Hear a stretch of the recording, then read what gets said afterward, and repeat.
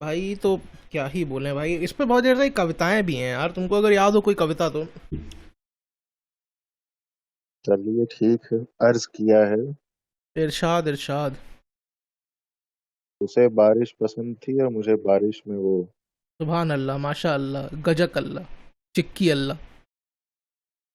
उसे दुनिया पसंद थी और मुझे दुनिया में वो। वाह वाह वाह, गुड़ अल्लाह। फिर कोई सरकारी नौकरी वाला ब्याह ले गया उसको। इसलिए अब माँ चुदाए बारिश और माँ चुदाए वो। वाह वाह वाह, लाहौल बिला कुबत, क्या तो आप शायरी बोलते हैं भाई साहब। थैंक यू भाई। और इसी रंडी पने के साथ आज हम शुरू करना चाहते हैं अपना पॉडकास्ट, जो कि हमारा पॉडकास्ट है भीषण कास्ट। और आज हमारे साथ हैं हमारे बहुत ही फेमस इंसान ब्रह्म राक्षस जी। नमस्कार ब्रह्म राक्षस जी, स्वागत है आपका। पिछले एपिसोड में रिटर्न ऑफ द किंग हो चुका है। हम वापस ब्रह्म राक्षस को हमने अख्तियार कर लिया है, शैतान अली जिन्ना छोड़कर।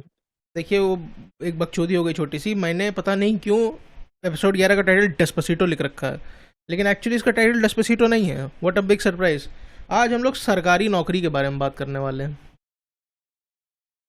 इसको सुन के अगर आपके दिल में बड़ी अजीब सी चुभन पैदा हुई तो इसको आगे सुनने के लिए जुड़े रहें और अपने दोस्तों को भी बुला लें।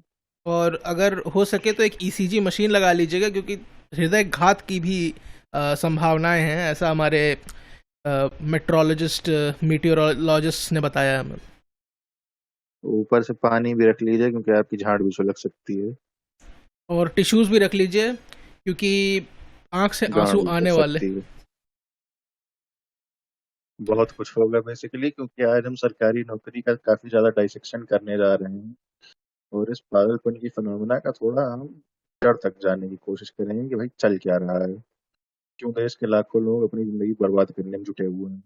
देखिए, जहां तक मुझे समझ में आती है, the only two fucking reasons of सरकारी हम्म, नौकरी आर, मतलब क्यों हमारी सोसाइटी इतनी ऑब्सेस्ड है कि मादर जो सरकारी नौकरी चाहिए, सरकारी नौकरी चाहिए, उसकी सिर्फ भाई दो ही वजहें हैं। पहली वजह, छांट तुम्हें बिग सरकारी एस। नौकरी नहीं नहीं लग गई तो मादरचोद कोई निकाल नहीं सकता, जन्म भर के लिए तनख्वाह बंध जाती है उससे। ठीक है। दूसरी क्वाइट बात, डिबेटेबल बट मोर और लेस। नहीं नहीं नहीं, ज्यादातर केसेस में तुम्हें लार्जली ट्रू, लार्जली ट्रू। इतनी अंधी जॉब सिक्योरिटी होती है मादरचोद कि कुछ कुछ तो हमारे यहाँ सरकारी नौकर ऐसे होते हैं जिनको पार्लियामेंट में मेजोरिटी चाहिए होती फायर करने के लिए।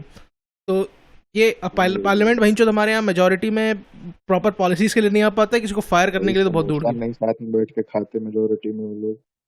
तो वही तो वो तो अलग ही सीन है, अलग लेवल की जॉब सिक्योरिटी। और दूसरी बात ब्रो, प्योर अनअडल्टरेटेड दहेज बहन चोद।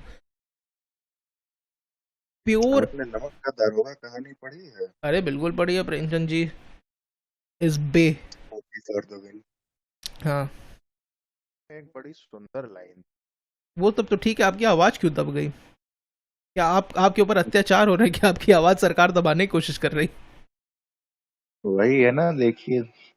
जहाँ जाए राधा रानी वहां पड़े पत्थर पानी। ओहो बिस्मिल्लाह। नेवरदलेस देखिए, बात ये है ना कि कहानी में एक बड़ी अच्छी लाइन थी। जी।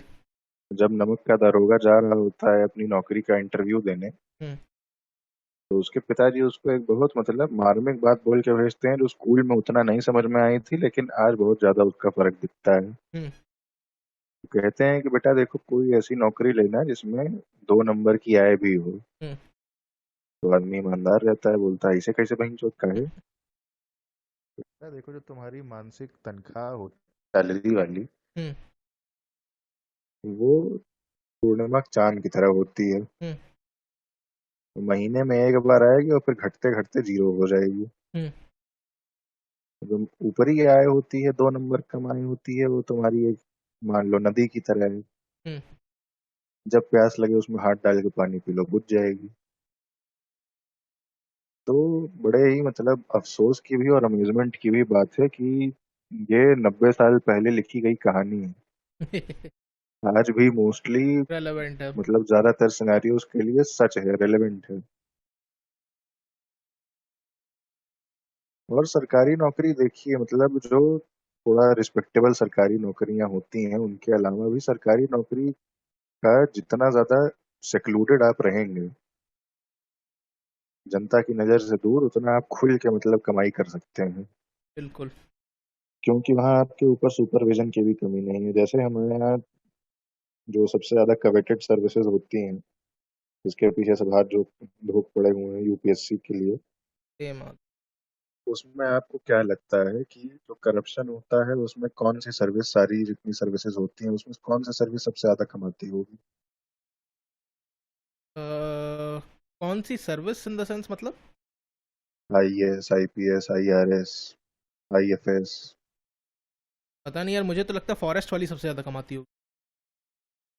रेवेन्यू भाई साहब, revenue, IRS, IRS. Income tax commissioner, assistant commissioner tax, trade tax, ये टैक्स वो टैक्स, बाय फार ये कोई ये तोड़ I would he not have नहीं है। Guessed. I just thought they had the most power and the most influence, but I did not really think कि वो लोग अपने इस पावर और इन्फ्लुएंस को यूज करके पैसा कमाएंगे। But very plausible. यहाँ आपने एक पैराडॉक्सिकल बात कर दी, आप समझ रहे हैं? हाँ हाँ, बिल्कुल समझ रहा हूँ। भारत में जिसके पास पावर और पैसा है, पावर है और इन्फ्लुएंस है, वो उसके जाके पैसा नहीं कमाएगा। नहीं कमाते नॉर्मली। जैसे हमारे यहाँ इलेक्शन कमीशन के पास एब्सोल्यूट पावर है, ठीक है, किसी पॉलिटिकल पार्टी को अपने उनके घुटनों पे ला के अपना लंड उनके मुंह में देने की। But that does not mean hmm. कि election commission is super rich. तो इट हाईली यहाँ डिपेंड्स कि किस तरह की यहाँ वो एजेंसी बात है। आती है जो मैंने आपसे कही थी, सेक्लूडेड की। कि एक्लूडेड। देखिए, जो आपके आईएएस आईपीएस हैं वो ज्यादातर पब्लिक की नजर में रहते हैं। जी। जनता, आम जनता को पता भी नहीं होगा कि आईआरएस नाम की कोई सर्विस होती है, इंडियन रेवेन्यू सर्विस, जिससे इनकम टैक्स कमिश्नर बना जाता है। लेकिन वही सर्विस, बड़ी विडंबना है कि सबसे ज्यादा पैसे देती है, क्योंकि उसमें सारे पर्क्स हैं। देखिए, आपकी पावर अनलिमिटेड है। इनकम टैक्स कमिश्नर का आपके घर फोन आ जाए, आप सच्चे से सच्चे सिटीजन क्यों ना हो, आपकी फट के हाथ में आ जाएगी। बिल्कुल। और उसके बारे में किसी को बहुत ज्यादा पता है भी नहीं कि इसमें करना क्या है। भाई, आईएएस आईपीएस आपको परेशान कर रहा है, तो आप एक बार मीडिया में बोल सकते हैं, किसी हाई कोर्ट के जज को फोन कर सकते हैं अगर जान पहचान का है, और भी सारे तरीके की गुहार लगा सकते हैं। इनकम टैक्स वाले या फिर रेवेन्यू सर्विस इन जनरल ज्यादातर कोई जानता है नहीं कि ये लोग कहाँ हैं, कहाँ रहते हैं, कौन है, मैकेनिज्म क्या है इनके काम करने का। और भारत इतना सुंदर देश है कि यहाँ हर आदमी का एक हाथ तो घी में है ही, हम्म। तो कोई भी इन लोगों से पंगा नहीं लेना चाहता। जैसे मुंबई वगैरह में जितने भी इनकम टैक्स कमिश्नर होते हैं, हम्म। उनके यहाँ जितने लोगों को मतलब सेलिब्रिटी होते हैं और बड़े बड़े लोग होते हैं, सब ऐसे बैठे रहते हैं दिन भर, हम्म। एंटरटेन करते रहते हैं उनको, उनकी आओ भगत में लगे रहते हैं। तो पहला तो मेरा पॉइंट यही है कि सरकारी सर्विसेज को लेके, सरकारी नौकरी को, कि आप जितनी ज्यादा अकेलेपन में हैं उतनी ज्यादा आपको मानसिक शांति भी रहेगी, और अगर आपका रुतबा ज्यादा है तो उतना आपकी घनघोर कमाई भी होगी।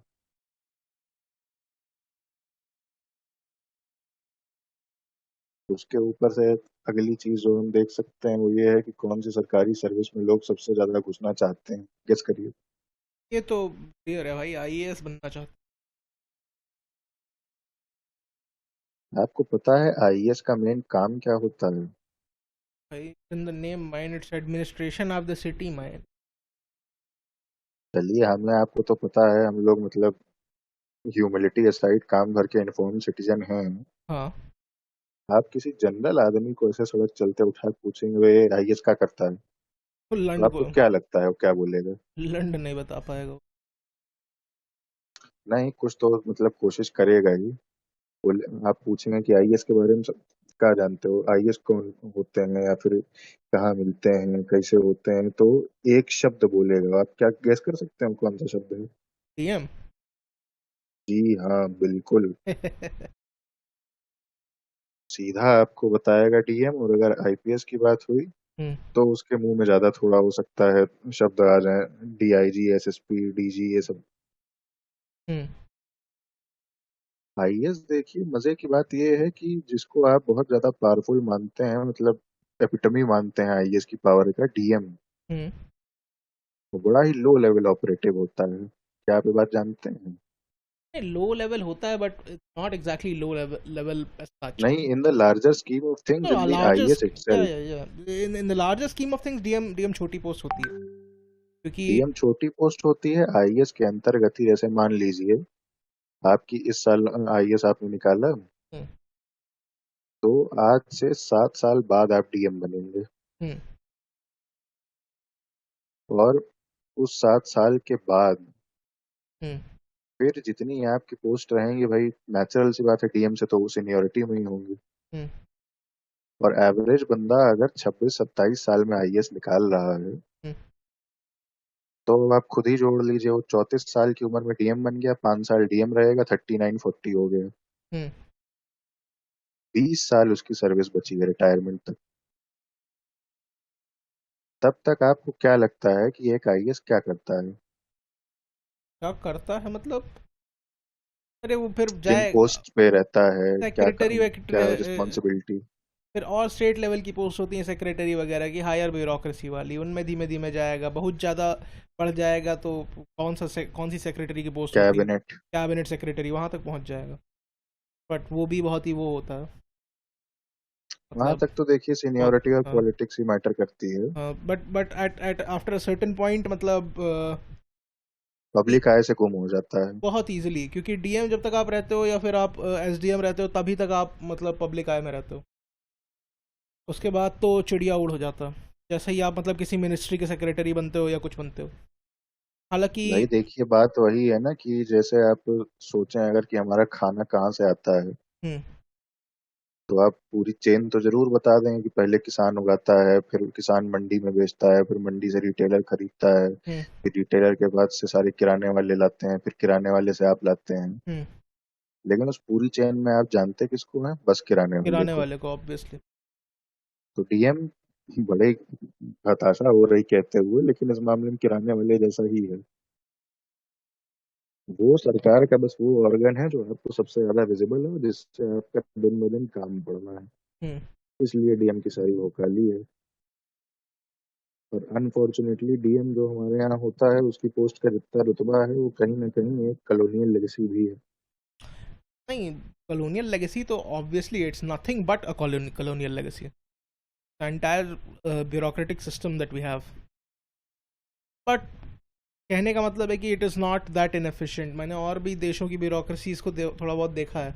वहाँ ब्यूरोक्रेट्स के पास पावर नहीं होती, बस उनके पास फर्जी के वो होते हैं, क्या कहते हैं, there suppose to do random shit.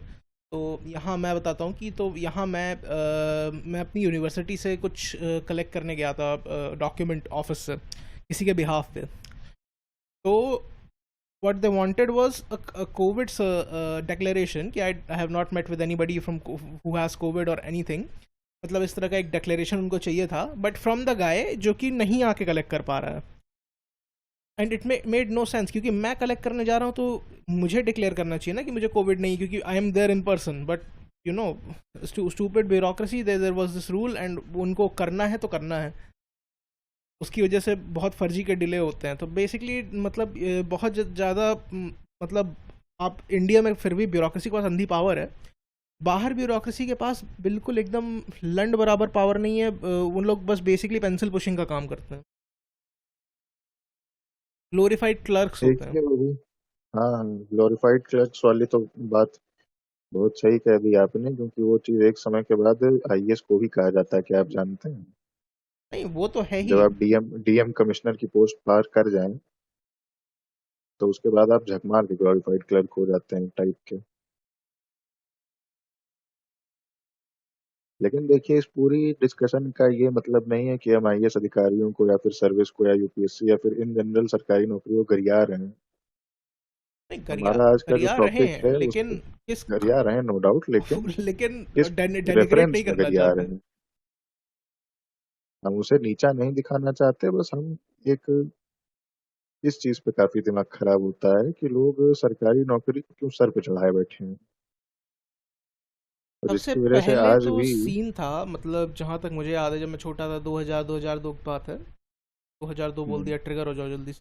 हाँ, तो हम्म, 2002 की बात है। जब मैं छोटा हुआ करता था तो मुझे ये पता था कि प्राइवेट नौकरी में पेंशन नहीं मिलती है और सरकारी नौकरी में पेंशन मिलती है। Check number one. और इसी की वजह से लोग सरकारी नौकरी प्रेफर करते हैं।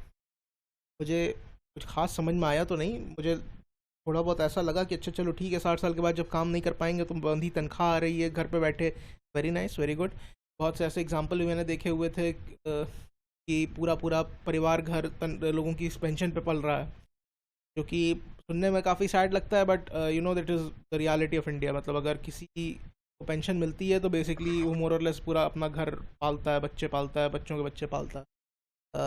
क्योंकि ऑब्वियसली अगर आपकी सरकारी नौकरी थी तो आपके बच्चों की मतलब at least in the 90s it was very difficult कि बच्चे आपके लायक निकल जाएं, स्पेशली अगर आप किसी मतलब जॉइंट बड़ी फैमिली के गांव वाले बैकग्राउंड से आते हैं, क्योंकि नॉर्मली बड़ी जॉइंट फैमिलीज में ऐसा ही होता है कि आधे लोग ऐसा ही काम करते होता हैं, है। आधे नहीं करते। And that's how it usually goes down. तो मैंने देखा है पेंशन की यूटिलिटी, मैंने अपनी आंखों से देखी है, इसलिए मैं मतलब समझता था कि अच्छा चलो ठीक है, इसलिए लोग सरकारी नौकरी को बहुत प्रेफर करते हैं। फिर 2008-9 में मुझे समझ में आया कि अच्छा सरकारी नौकरी में लोगों को जल्दी निकाला ही नहीं जा सकता unless they really really fuck up, which is also fine.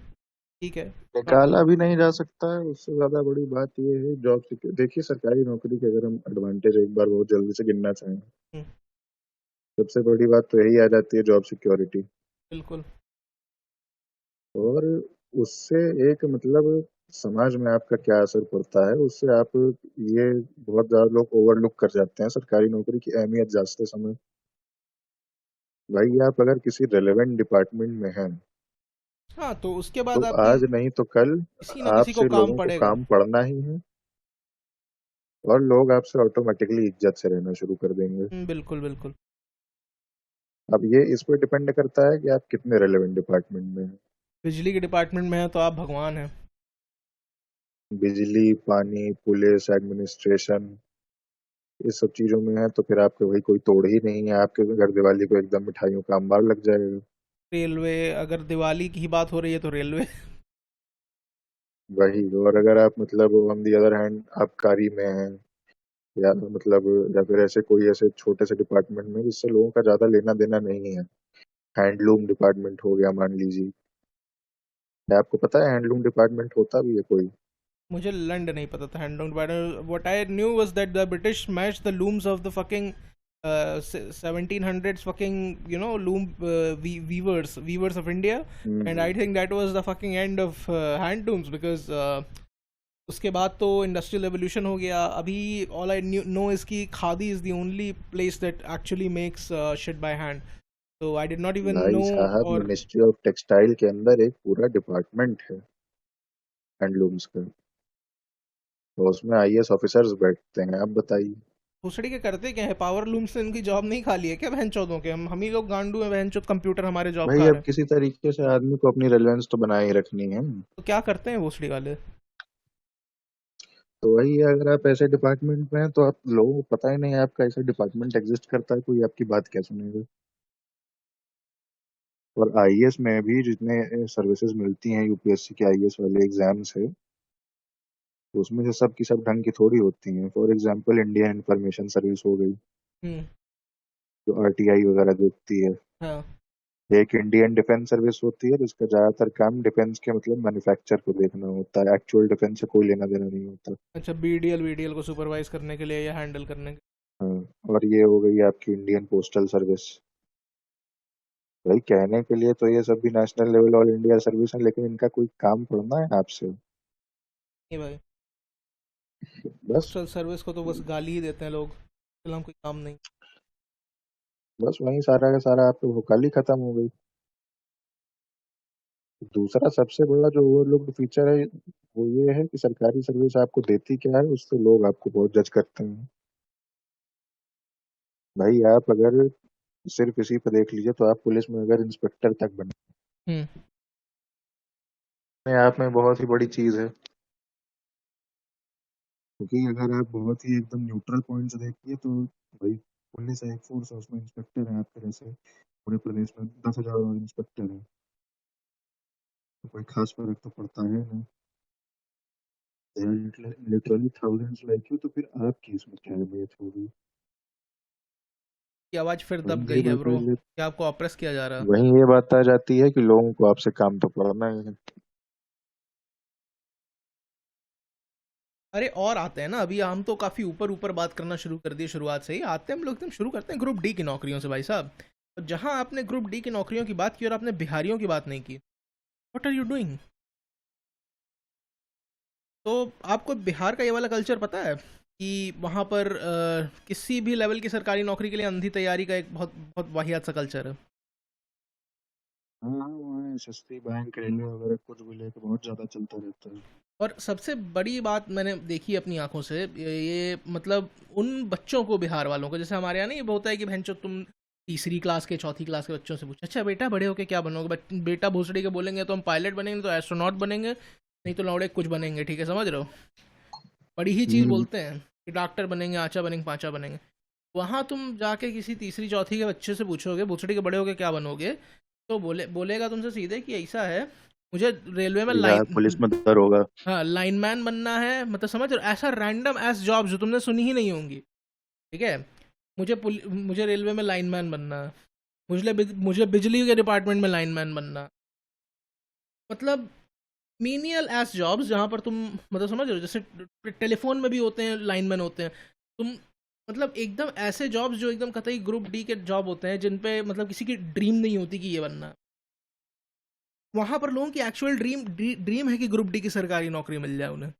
And you know how they go about it, तो उसके एग्ज़ाम का एक क्वेश्चन बैंक आता है, हम्म। छठी से वो लोग उसको रटना शुरू करते हैं।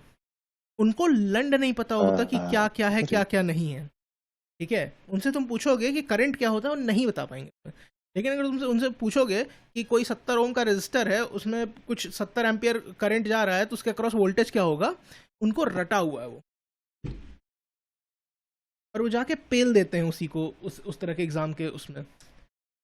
तो मतलब अगर आप ग्रुप डी की नौकरी के लिए भी जा रहे हो इंडिया में कंपटीशन देने, तो आपकी लड़ाई उन लोगों से है जिनकी ज़िंदगी का मकसद है भैंचोद वो ग्रुप डी की नौकरी करना। आप बीट नहीं कर सकते उनको ईजिली। और similarly group C, group B, group A, हर तरह की नौकरी में इस तरीके के लोग हैं, क्योंकि डिपेंड करता है ना, जैसे जैसे आप जोग्राफिकली इधर उधर शिफ्ट हो, आदमी की काबिलियत शिफ्ट होती है, वैसे वैसे आकांक्षाएं भी बढ़ती चली जाती हैं हर लेवल देखिए पे बात सर। ये भी आ जाती है ना, इसी से हम अपने तीसरे पॉइंट पे आ सकते हैं कि सरकारी नौकरी का जितना भौकाल है वो एक तरीके से रिलेटेड है कि उस जगह पे लॉ एंड ऑर्डर और एडमिनिस्ट्रेशन और गवर्नेंस कितना अच्छा है। सरकारी नौकरी का भौकाल उससे इन्वर्सली प्रोपोर्शनल है। भाई अगर चीजें सब अच्छी चल रही हैं, सरकारी तंत्र अपना काम कर रहा है, एडमिनिस्ट्रेशन गवर्नेंस टॉप नॉच है, हाँ तो लंड आप कहाँ रिस्पॉन्सिबिलिटी है, आंसरेबिलिटी है, तो आपको वे, सरकारी नौकरी फिर नौकरी है, फिर वो सिर्फ नौकरी सजा है। है, फिर वो सजा है, फिर नौकरी नहीं सजा है। फिर आप वो नहीं कर सकते, अपना वेट थ्रो अराउंड कर सकते इधर उधर कि अच्छा यहाँ ये कर लेते हैं, वहाँ वो कर लेते हैं। जब the machine is working perfectly, there is nothing you can slip through the cracks. वही बात है ना कि फिर वो तनख्वाह जो आपको मिल रही है वो बस बेयर मिनिमम टाइप की है। प्राइवेट सेक्टर में उसकी कोई इज्जत नहीं है। और क्या। तो सरकारी नौकरी का ये भी है ना कि उसकी जितनी जरूरत है और उससे आपको जितना 2 नंबर की कमाई होनी है, उन दोनों से उसका लेना देना है। एक तो मुझे सबसे खराब लगता है जो जॉब सिक्योरिटी, मेरे हिसाब से तो हमारे पूरे देश को ये ले डूब रहे हैं बहुत बुरी। यहाँ लोग गाली देते हैं कि अच्छा मोदी बेचे दे रहा है, मोदी प्राइवेट किए दे रहा है, प्राइवेटाइजेशन हो रहा है, ये खराब है, गलत है। अरे बहन चोदो, ये सोचो कभी भाई कि देखिए, सबसे पहले तो यहाँ उसको गरियाना चाहिए जिसको हम लोग हर पॉडकास्ट में गरियाते हैं, क्या है, population. Population is a problem, but you no population is also an asset. समझ रहे हो, अगर तुम्हारे पास पॉपुलेशन है तो it is a liability if you do not work properly, if you do not manage it properly. But given that it is manage properly, it's it's huge asset. तो China को देखिए, अपने लोगों के खून से वो अपनी फैक्ट्रीज को सींचते हैं, क्या बढ़िया उनकी फैक्ट्री उपज देती है। हमारे यहाँ हम लोगों को खून से नहीं सींचना प्रेफर करते फैक्ट्रीज को, हमारे यहाँ नहीं उपज आती अच्छी। तो वो डिपेंड करता है कि आप अपनी मतलब अवेलेबल रिसोर्स को यूज़ कैसे करें, पहली बात। दूसरी बात, वापस आते हैं उस पर जो मैं बोल रहा था, मैं बोल क्या रहा था ये मैं बिसर गया हूँ। Most probably I was making a point about how क्या बोल रहा था, सीरियसली दिमाग से ही उतर गया। लोग यही बात कर रहे थे कि सरकारी नौकरी की गुड गवर्नेंस से क्या लेना नहीं देना नहीं नहीं, है। मैं जॉब सिक्योरिटी के नेगेटिव इम्पैक्ट्स के बारे में बात कर रहा था। तो हमारे यहाँ ऐसा है कि सरकारी नौकरी में कोई इंसेंटिव नहीं है अपना काम करने, समझ रहे हैं? बंदी तनख्वाह मैं आ काम रही। चोरी की बात करने ही जा रहा था। हाँ हाँ, तो वो ले दे के वही इशू ही है। तो कोई इंसेंटिव ही नहीं है काम करने का, आपको बंधी तनख्वाह आ रही है। आपकी तनख्वाह का आपकी परफॉर्मेंस से कोई रिलेशन नहीं, अनलेस आपका फील्ड जॉब है। और फील्ड जॉब में भी आपकी परफॉर्मेंस से वो बहुत कम केसेस में कोरिलेट करती है। वो कोरिलेट करती है आप कितना घूम के आते हो, ज्यादातर वो इन्फ्लुएंस से होता है। कितना घूम के आते हो, इससे इससे ज़्यादा कोरिलेट करती है वो। तो कहने का मतलब है परफॉर्मेंस बेस्ड इंसेंटिव्स का लैक, जो कि प्राइवेट सेक्टर में बहुत मतलब अच्छे तरीके से परफॉर्मेंस बेस्ड इंसेंटिव्स दिए जाते हैं। जैसे अगर आपका प्रमोशन भाई होना आप है, पे आईएएस की हाइक ही होनी बात है। कर लीजिए। तो आईएएस अगर की। आपको 5 साल डीएम रहना है तो डीएम रहना है। हाँ, अब आप चाहे गदर मचा दें जिले में, चाहे फिर एकदम नरक मचा दें, दोनों केसेस में आपको 5 साल लगेगा ही। वही है तो ना। आपके तो पास काम करने के लिए क्या इंसेंटिव नो है? इंसेंटिव फॉर परफॉर्मेंस, ठीक है, सबसे बड़ी बात ये। और दूसरी बात, no punishment for failing to perform your duty. मतलब ठीक है, बाबू को साहब डांटेंगे, डांट ही सकते हैं ना, निकाल सकते नहीं है। खुद त्रस्त हो जाएंगे उससे साहब, साहब उसको किसी दूसरे साहब के अंडर भेज देंगे। और दो अखोर जब मिलते हैं ना, तो अखोर बखोर मिल के क्या करते हैं ये हम लोग सब लोग जानते हैं। तो ऐसा नहीं है, तो हमारे सरकारी तंत्र में सबके लिए जगह है। छोटे से छोटे आदमी के लिए और अखोर से अखोर आदमी के लिए, बढ़िया से बढ़िया आदमी के लिए। और आपको पता है एक बड़ी सुंदर कहावत क्या है सरकारी नौकरियों में? सही है, बन के रहो पगला, काम करेगा अगला। काम करेगा अगला, ये सुकरात साहब की बहुत फेवरेट कहावत है। ये सुकरात साहब सारे के सारे ग्रुप प्रोजेक्ट्स में उनकी यही स्ट्रेटेजी रही हमेशा। हम लोग यहाँ सुकरात साहब को पीठ पीछे गरिया नहीं रहे, लेकिन आज नहीं के नहीं, पॉडकास्ट से वो मुंह भाग गए हैं, इसलिए फिर आज ही जायज है। मुंह मुंह पे गरियाएंगे भाई साहब, आपको क्या लगता है हम पीठ पे गरियाने वाले लोगों में से नहीं, मुंह पे गरियाने वाले लोगों में। पीठ पीठ पे गरियाने में मजा नहीं है ना, रिएक्शन नहीं दिखाई देता। दहेज, दहेज के लिए क्या कहना चाहेंगे? दहेज के लिए मैं तो बताता हूँ ब्रो। आप, मैं एकदम तय रेट है। लड़का अगर ग्रुप डी का है 2 लाख दहेज मिलता है। लड़का ग्रुप सी का है 3 से 4 लाख दहेज मिलेगा। लड़का ग्रुप बी की नौकरी कर रहा है 8 लाख के करीब दहेज मिलेगा।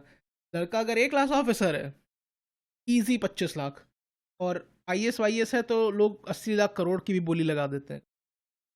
आईएएस वाईएएस है तो आजकल लाख में बात नहीं होती, इन्फ्लेशन बहुत है भैया। नहीं, 80 लाख करोड़ बोल रहा हूँ ना, सीधा करोड़ में है। 80 लाख करोड़ के करीब आता है उनका दाम। तो वो भी एक बहुत बड़ी दिक्कत है हमारे यहाँ कि भाई, मतलब नॉट ओनली। दहेज का मतलब देखिए सीधा डिमांड सप्लाई से रिलेटेड है। बिल्कुल, डिमांड और सप्लाई से उसमें भी रिलेटेड है। ऐसे आईएएस, प्लस मुझे थोड़ा खराब लगता है अपनी सोसाइटी के लिए, मतलब कि तुम इतनी माँ चुदा रहे हो भैंचोद एक पेपर निकालने के लिए, जिसमें तुम्हें जाके शिद्दत से नौकरी करनी नहीं, तो तुम्हारे पास कोई इंसेंटिव नहीं है बढ़िया काम करने का। देखो, दिल की अच्छाई ठीक है, एक चीज़ होती है कि हाँ मुझे देश की सेवा करनी है। वो भाई 25 साल की उम्र के बाद सबके अंदर चली जाती है, क्योंकि उनको सबको समझ में आता है कि हाँ भोसड़ी के सब अपना ही काम कर रहे हैं, समझ रहे हैं? फिर वो आपका मेन गोल यहाँ मैं से आपको हट के। 1 सेकंड के लिए इंटरप्ट करना चाहूंगा, आप अपनी ट्रेन ऑफ थॉट बचाए रखिएगा। यार बोलिए। बहुत संभाल के रखिएगा। देश सेवा जानते हैं, मैंने बहुत रिसेंटली रियलाइज किया, हम्म। कोई भी काम को करने के लिए दो आइडियल होते हैं, एक हायर आइडियल और एक प्रैक्टिकल आइडियल। और जैसे जैसे आप दुनिया में घुसते जाते हैं वैसे वैसे आप हायर आइडियल को बुलाते जाते हैं, प्रैक्टिकल आइडियल आपका ज्यादा बढ़ता जाता है। फॉर एग्जाम्पल आईएएस की नौकरी में हायर आइडियल है देश की सेवा करना है, गरीबों की रक्षा करनी है। जबकि प्रैक्टिकल आइडियल ये है कि भाई भर के भौकाल होगा, सुंदर बीवी आएगी, भर के पैसा आएगा, भर के इन्फ्लुएंस होगा, 2 नंबर कमाई करनी है, 2 नंबर कमाई, जब तक रिटायर होंगे तब तक अपनी 7 पुश्त बना लेंगे। तो आपको क्या लगता है कि आदमी के ऊपर जैसे जैसे रिस्पॉन्सिबिलिटीज बढ़ती रहेंगी उसको कौन सा आइडियल ज्यादा प्रेफर होगा, हायर या प्रैक्टिकल? ऑब्वियसली प्रैक्टिकल, इसमें कोई बुराई नहीं है। क्योंकि इस पॉइंट पे आके जो हायर आइडियल को प्रेफर करेगा उसको सर्टिफिकेबली पागल ही कहा जाएगा। यही एक्चुअली मेरा ग्रेटर पॉइंट ही यही था। At at a certain point आपका जो हायर आइडियल रहता है देश सेवा वाला, वो चला जाता है आई बिलीव द भाड़ की साइंस। कुलिया में। हाँ, साइंटिफिक टर्म में भाड़ की कोलिया में चला जाता है।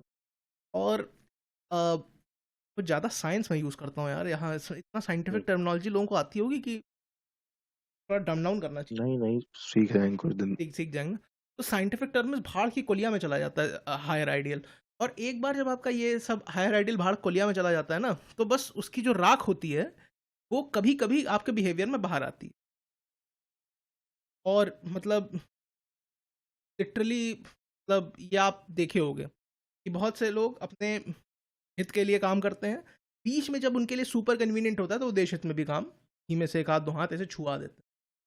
तो सुपर कन्वीनियंट में भी super being the keyword. Super being the keyword वो नहीं होता है, जैसे कि क्या कहते हैं, नहीं ये तो फिर भी कुछ बेटर एग्जांपल हो गया। मैं तो वो एग्जांपल देने वाला था कि जब नहीं कुछ भी हिंदू वो होते हैं, मतलब अनुष्ठान जिसमें किसी कपल को कुछ करना पड़ता है तो लेडी जो है वो हाथ पकड़ लेती है ऐसे।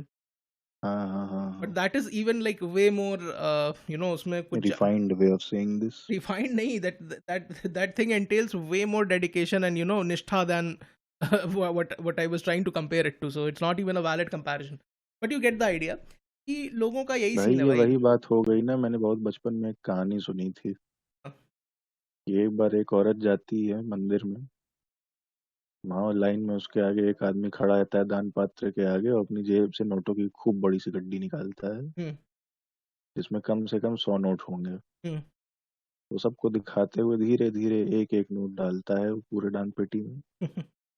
5 नोट डालने के बाद वो गड्डी अंदर रख लेता है। हम्म उसके बाद वो औरत जाती है, वो अपनी जेब से एक पर्स निकालती है छोटा सा, हम्म तो उसमें से उस सिर्फ एक 5 रुपए का सिक्का रहता है, वो निकाल के चुपचाप दान पेटी में डाल के चली जाती है। इसका कंट्रीब्यूशन ज्यादा बड़ा है। अगर आप एब्सोल्यूट टर्म्स में देखेंगे तो बहुत ऑब्वियस सी बात है 5 नोट वाले बंदे का। ऑब्वियसली। लेकिन जिसके पास जितने मीन्स थे उसने उसके साथ कितना बड़ा कंट्रीब्यूशन किया, तो फिर सवाल ही नहीं है किसका बड़ा था। वो तो नहीं, ऐसा आप नहीं कह सकते। हाँ, अमीर लोग ज्यादा टैक्स देते हैं, ये ऐसे थोड़ा ना आप हमारे अमीर देश में लोग ज्यादा टैक्स देते हैं, अमीर लोग आपको ज्यादा लगता है। चैरिटी भी तो करते हैं इसीलिए। हाँ, तो आपको लगता है आप सस्ते में सोशल कमेंट्री करके चले जाएंगे ब्रो? यहाँ फैक्ट चेक करने के लिए बैठा हूँ आपको। अरे मगर फिर देखिए बात घूम करके वही ये आ ये ये जाती ये है आपको कि 1960 के हिंदी लिटरेचर का दौर लग रहा है कि आप कुछ भी बोल देंगे आप कूल हो जाएंगे? लौड़ा, हिंदी लिटरेचर इज डेड। वो तो खैर मर ही चुकी है, सही बात है, उस पर किसी और दिन आएंगे। लेकिन वो एक एक लाइन है, एक लाइन में समराइज किया जा सकता है ना इसको। हमारी प्यारी हिंदी की किताब में लिखी हुई थी, बताइए। सत्य है किंतु छप नहीं सकता। अरे उससे हार्ड हिटिंग चलिए, लाइन बहुत कम है हमारे पूरी मतलब जितनी मैंने पढ़ रखी। चलिए इसको हम कुछ छोड़ देते हैं, नहीं वो फिर उसी डायरेक्शन में गिर ही रहेगी बात। वो सब तो ठीक है, आप फिर माइक के जरा करीब आइए। बात देखिए कुल मिला के ये है, जो अगला पॉइंट मैं बोलने जा रहा था सरकारी नौकरी को लेकर, जो हमारा जो लिसनर्स ग्रुप है हम कहें अगर उससे रिलेटेड है, हम्म तो जो लोग इंजीनियरिंग कर चुके हैं अच्छे, या फिर मतलब मीडियल या फिर लो लेवल कॉलेजेस से भी, पर्सनल अटैक्स मत जो कीजिए लोग मेरे बीए ऊपर। बीकॉम कर चुके हैं, जो लोग बीए बीकॉम कर चुके हैं, और जो लोग पर्सनल। मतलब एक, हम कहें कि सोसाइटी में वाइडर स्पेक्ट्रम को देखते हुए हल्की सी प्रिविलेज्ड पोजीशन में हैं, हम्म यूं आंख बंद करके 2 कदम आगे रख सकते हैं, आपको क्या लग रहा है वो सभी सरकारी नौकरी के पीछे क्यों पड़े हैं? भाई मान लीजिए आपने वीआईटी से, एसआरएम से, किसी यूपीटीयू के कॉलेज से, या फिर किसी लोअर लेवल एनआईटी से इंजीनियरिंग कर ली, आपको एक इज्जतदार नौकरी तो मिल ही जाएगी। एमबीए कर लें तो फिर आपको हल्की सी और इज्जतदार नौकरी मिल जाएगी। आपको काम जरूर करना पड़ेगा, लेकिन आप प्राइवेट सेक्टर में सुख चैन से अपनी जिंदगी बिता सकते हैं। लेकिन ये बात क्या आप इसके भूल रहे हैं ना बाद भी कि कोई कारण है? प्राइवेट सेक्टर में एक तो हम लोग इतना इजीली ग्लॉस ओवर कर जाते हैं, इस पे मुझे और गुस्सा आती है। जो नौकरी शब्द है ना, it's a very self descriptive शब्द। आप किसी की नौकरी ही कर रहे हो, यू आर अ फकिंग नौकर। और अगर आप प्राइवेट सेक्टर में जाओगे यू विल फील लाइक अ नौकर। बट अगर आप ये तो गवर्नमेंट है। सेक्टर की बात करोगे, ठीक है, वहां पर आपको नौकर वाली फील नहीं आएगी। Partially because of course you're in the government, which is basically not, I mean they're technically supposed to be knockers, but of the people, but you know they derive their power from the people, so you do not feel like you're a knocker. But at the same time, uh, आप मतलब you cannot imagine, मतलब सरकारी नौकरी वाले ही समझ सकते हैं कि उस नौकरी में किस तरीके का एक सुख है जिसमें आपको नौकर जैसा फील नहीं हो, सुख है, और आपके पैर के नीचे कितनी ठोस जमीन है। ठोस जमीन है।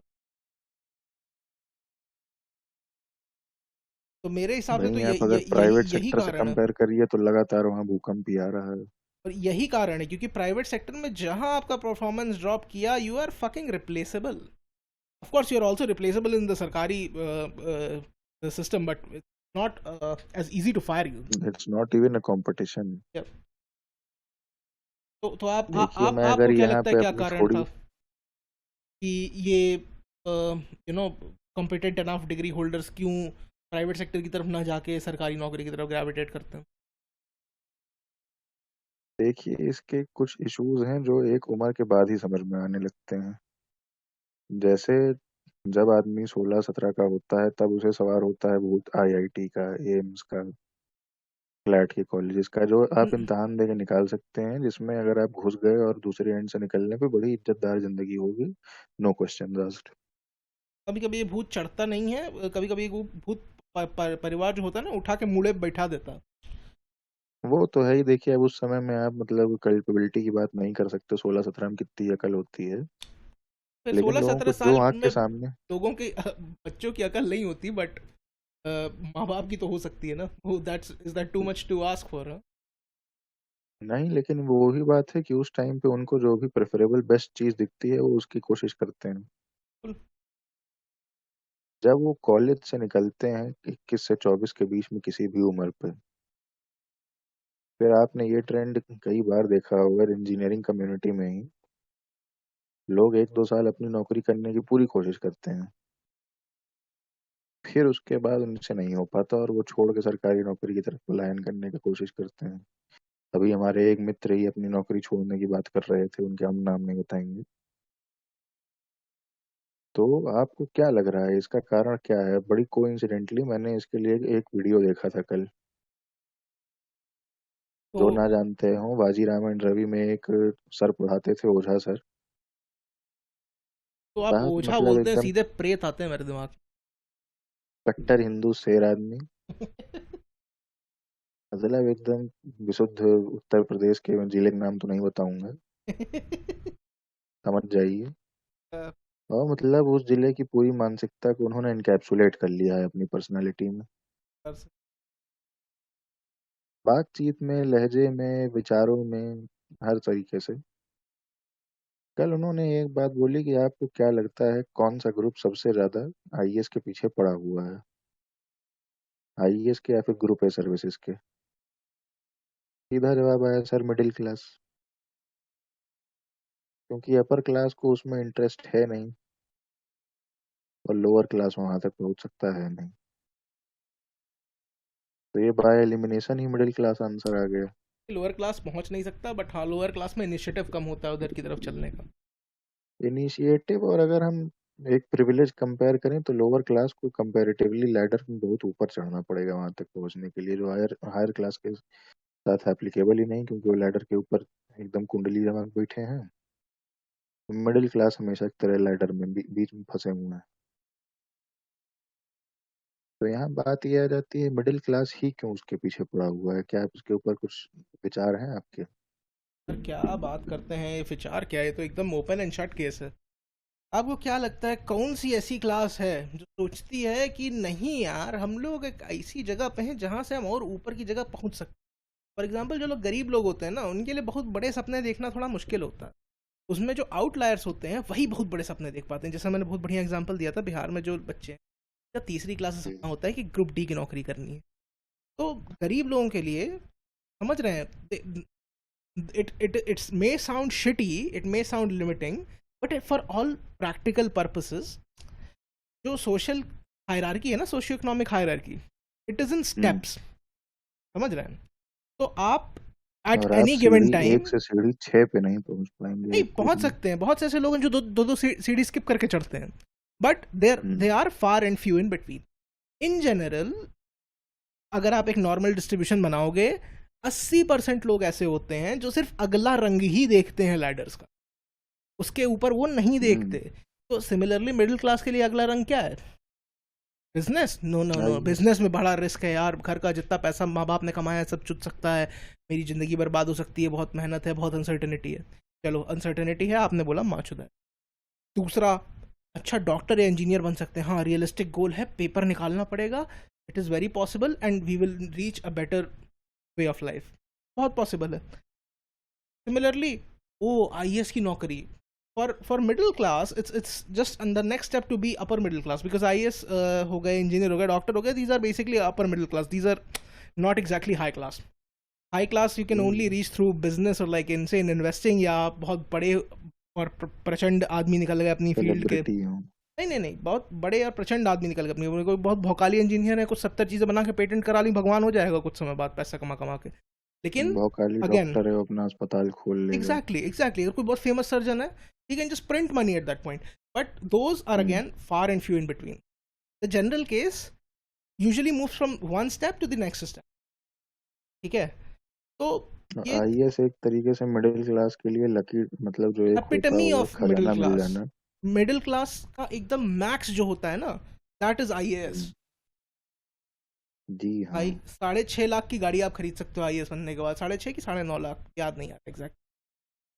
तो ऐसा नहीं है कि आप एंड ऑल बी ऑल है वो आपके लिए, आपको एक सर्टेन लिमिट के नीचे ही रहना पड़ेगा आईएएस बनने के बाद। अंडर द टेबल आप जो भाई जो आप कर अगर लीजिए वो अलग अपनी बात है। अंडर द टेबल, और अगर आप इज्जत से अपनी मतलब जिंदगी जी रहे हैं, तब भी आपके पास डिस्पोजेबल इनकम अच्छी खासी है, क्योंकि आपकी लिटरली जो पानी आपकी गांड धुलेगा उसका पैसा भी सरकार सरकार दे देती रही है, है। हाँ आपकी गाड़ी का पैसा सरकार देगी, आपका गाड़ी कितनी। लिविंग कॉस्ट नेक्स्ट टू क्या, बल्कि एक्चुअल में जीरो है। घर, गाड़ी, बिजली, पानी, आपको खाना, पता है घर की इवन ग्रोसरीज तक खाना, का पैसा आता है। तो जी हाँ। वो तो अल्टीमेट है भाई। Being an IAS is the epitome of middle class, के बाद से हाई क्लास स्टार्ट होती है, आईएएस जहाँ खत्म होता है। तो वही है कि जनरल ड्रीम होता है लोगों का कि अगले लेवल पहुंचे। प्लस दूसरी बात, हमारे यहाँ भाई पावर। आपने दून स्कूल का नाम सुना है? दून स्कूल का नाम सुना, मेरा एक बहुत अजीज दोस्त है, वो भी दून स्कूल से ही पढ़ के निकला। कई लोगों को एक्चुअली मैं जानता हूँ दून स्कूल। दून स्कूल का मैंने एक बार एलुमनाई की लिस्ट देखी थी, और उसमें जितने भी नोटेबल सेक्शन थे, actors, writers, directors, businessman, politicians, hmm. आपको क्या लगता है उसकी 70 या 80 क्या लगभग 100 होने को आ गया, कि 100 साल की हिस्ट्री में वहां से कितने आईएएस निकले हैं? I am willing to bet 3 of my झाट का बाल्स, नॉट इवन वन। आपने अभी अभी 3 बाल अपने गवा दिए, क्योंकि सिर्फ एक आदमी निकला है। अरे मादर छोड़, चलो ठीक है, but bye bye sentiment was जाइए करेक्ट। उखाड़ खाइए पहले। माय सेंटिमेंट वाज करेक्ट दो, क्योंकि ये प्रिविलेज, मतलब समझ रहे हैं, ये अमीर लोगों का स्कूल है, कोट ये एंड कोट। प्रिविलेज्ड क्या है, वो क्रीमी लेयर है, वो प्रॉपर क्रीमी लेयर है, उसके लिए आईएएस वाईएएस कुछ नहीं है। एग्जैक्टली, वहाँ हाई क्लास लोगों के बच्चे जाते हैं, और वहाँ मोस्ट प्रॉब्ली, आईएएस कोशिश करेंगे अपने बच्चे भेजने की। हाँ एग्जैक्टली, और वहाँ जिनके बच्चे जा रहे हैं they probably have some IAS at their back end call, I mean. Hmm. तो वो वर्ग है जो फिर मतलब मिडिल क्लास की पहुंच से बाहर है ऑलरेडी। और जिसको जिसको 3 बाल वाला रेफरेंस समझ में आ गया, Lord of the rings fans और जिसको उसको नहीं समझ में आया, अनपढ़ भोसड़ी वालों, कुछ इधर उधर की कंटेम्प्रेरी किताबें पढ़ना शुरू करो। हम लौटते हैं यहाँ पे, ओझा सर जो बात कर रहे थे, हाँ हाँ, उन्होंने एक पॉइंट ये उठाया कि मिडिल क्लास की कोई सुनने वाला नहीं है। एक सेकेंड, ओझा सर की क्रेडिबिलिटी मुझे पहले एस्टैब्लिश कर। उनने कितनी चुड़ैलों को बैनिश किया है अपने करियर में। भाई अगर क्लास में जितने लोगों को उन्होंने नीचा दिखा दिया है, मतलब एकदम शट डाउन कर दिया है, उस हिसाब से तो बहुत ज्यादा चलिए तो ठीक है, क्रेडिबल है, आगे बढ़िए।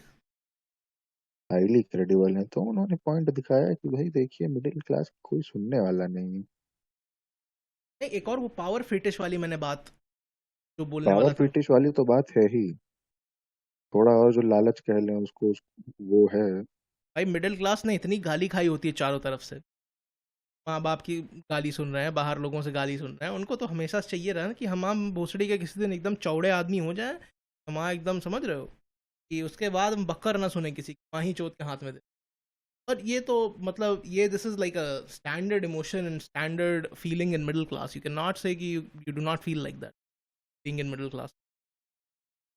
सबको वो तो है, मिडिल ये क्लास में मिडिल पावर क्लास इश्यूज देखिए होते हैं बहुत त्रस्त है। क्योंकि आप ना मतलब पैसे से किसी को डोमिनेट कर सकते हो, ना आप मतलब ऐसे किसी को इन्फ्लुएंस है कोई हाँ, ऐसा। कि आपने बोला पुलिस वाले को कि भोसड़ी के गांड मार लूंगा तो भोसड़ी के की गांड मर जाएगी. नो नो नो, आप हर तरफ से पिसे ही हो.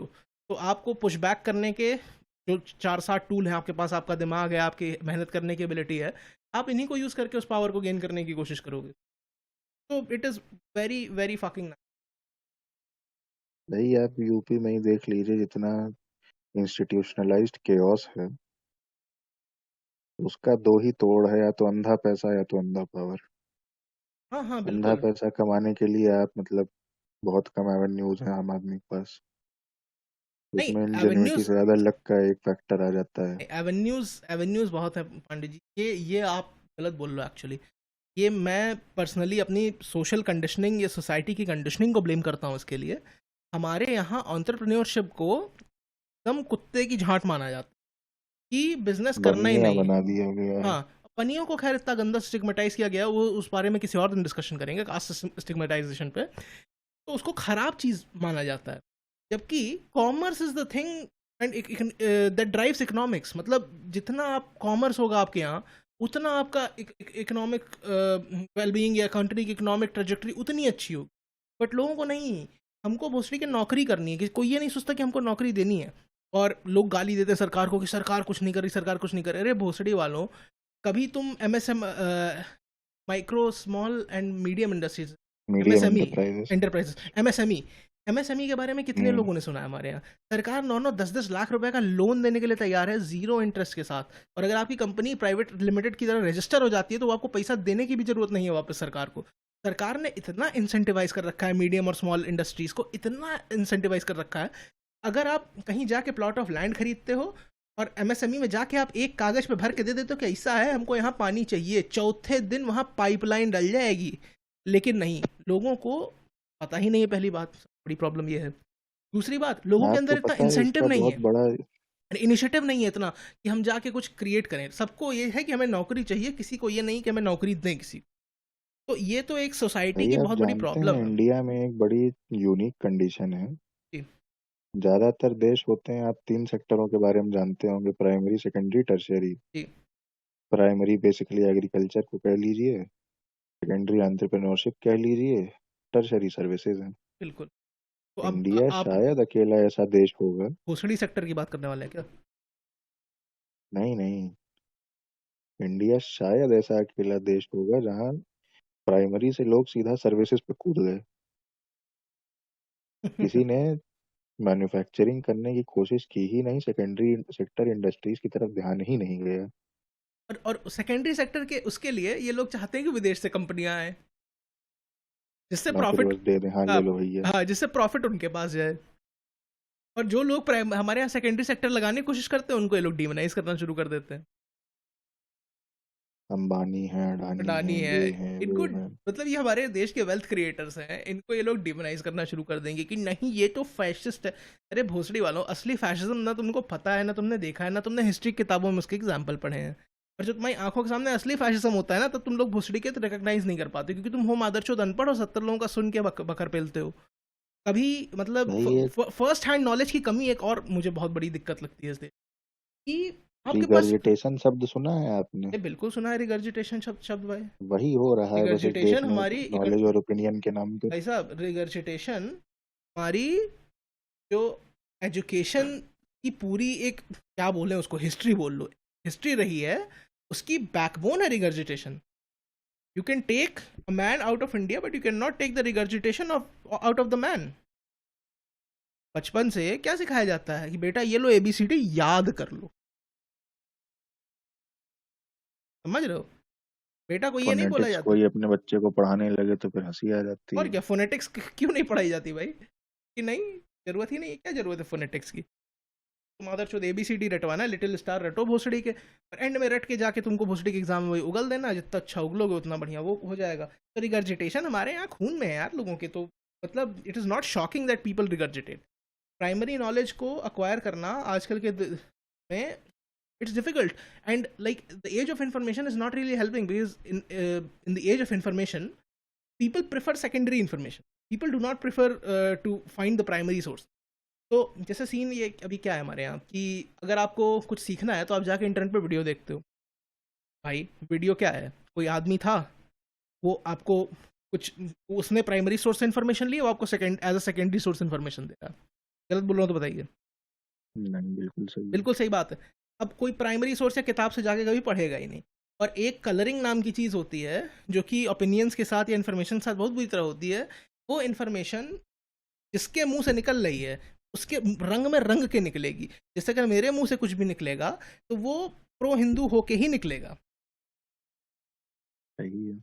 तो आप मेरे मुंह से कोई बात सुन रहे हो तो आपको बेसिकली मेरा फ्लेवर पता चल रहा है उस बात का, आपको बात नहीं पता चल रही। And this is what I encourage everybody to do, कि आप 70 लोगों की बकवास सुनने से अच्छा आप खुद जाके चेक करिए। बट यू नो व्हाट, खुद जाके चेक करना इज प्रीटी डिफिकल्ट। तो ये रिगर्जिटेशन का कल्चर मतलब भाई साहब अगर कहीं जाना ही आज के नहीं। जमाने में ओरिजिनल रिसर्च करना इतना बड़ा सरदर्द है। सरदर्द नहीं है, लोगों को सरदर्द लगता है। It's same fucking times, even faster I think, क्योंकि 10 मिनट का वीडियो है, उस सामने वाले की बोलने की स्पीड से आप लिमिट हो जाते हो। लेकिन अगर आपके पास रीडिंग स्पीड अच्छी खासी तो you can just read the same amount of text like far faster than what ever the fuck that guy could speak. तो वो है बस। एक चलिए अगले सेगमेंट पे आते हैं, शायद हमारा आखिरी सेगमेंट हो। बिल्कुल। इसको बहुत गरियाने का मेरा मन है बहुत दिन से। अरे बिल्कुल, आइए आप, आइए आप मेरे शहर में दिखाते हैं ज्वाला कौन। मैं सोचा आप वो लाइन बोलने जा रहे हैं, आज अब भाई अपनी मम्मी से मिलाता हूँ। नहीं सॉरी। बहरहाल, क्या लग रहा है आपको किस टॉपिक के बारे में बात कर रहा हूँ?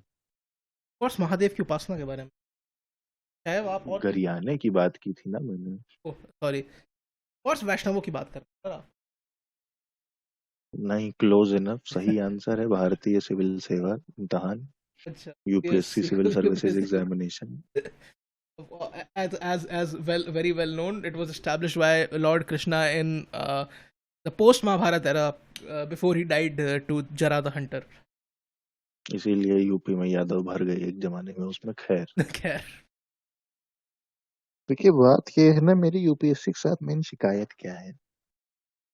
बहुत लोग यूपीएससी देते हैं क्या उसको। मतलब, बहुत लोग देते हैं, शिकायत नहीं है। अच्छा सुनिए सुनिए, आप अपने रंडी रोने से पहले मैं एक बहुत प्यारी सी छोटी सी बात 2 मिनट की करना चाहता हूँ अपने श्रोताओं के साथ। बताइए।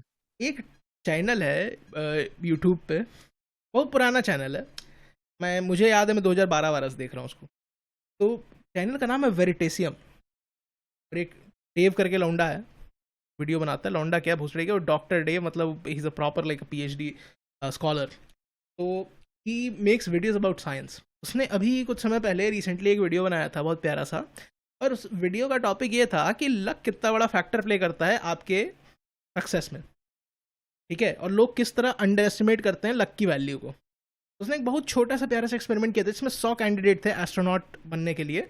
उन सबको एक स्कोर असाइन किया गया 95 तक का, उनकी एबिलिटी के बेस पे। ठीक है, और 0 से 5 तक का एक स्कोर उनके लक के बेस पे उनको किया गया। ठीक है, उसके बाद ही जस्ट सिमुलेटेड कि कौन कौन पिक होगा। And you know what, despite everything, people with higher luck got picked. और जिस तरह से सैम्पल साइज बढ़ता जाता है टेस्ट टेकर्स का, फॉर एग्जांपल 100 की जगह 1000 एस्ट्रोनॉट होते हैं, तो luck becomes more and more important. And this is statistically demonstrable. अगर आप मेरी बात, मैं तो 2 मिनट में इसको कंक्लूड कर रहा हूँ। I am not doing like a maths lecture, या फिर मैं स्टैटिस्टिक्स और डिस्ट्रीब्यूशन की बात करूंगा ही नहीं आप लोगों से। आप लोग जाके वो वीडियो एक बार देखना, आपको मजा आ जाएगी ये देख के। Link in the description. Link in the description, आप जाके देखो, आपको मजा आ जाएगी कि वो कैसे बताता है कि with the increase in number of participants and the decrease in the number of final winners, how luck just fucking disbalances the entire equation of skill. तो वो आप जाके देखना। अब आते हैं वापस पांडे जी के रंडी रोने पे। देखिए, उतनी बड़ी समस्या नहीं है ये जो मतलब बताने जा रहा हूँ जिसको, लेकिन इसका मेन कारण क्या है कि जिसको आप सिविल सर्विसेज परीक्षा में पूरा क्लब इन कर सकते हैं, वो ग्रुप ए की नौकरियां हैं बेसिकली।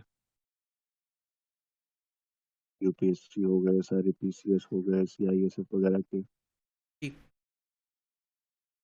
तो इसमें कुल मिला के एक ये फैक्टर आ जाता है कि एक बड़ी अच्छी एनालॉजी मैं देना चाहूंगा। एनालॉजी।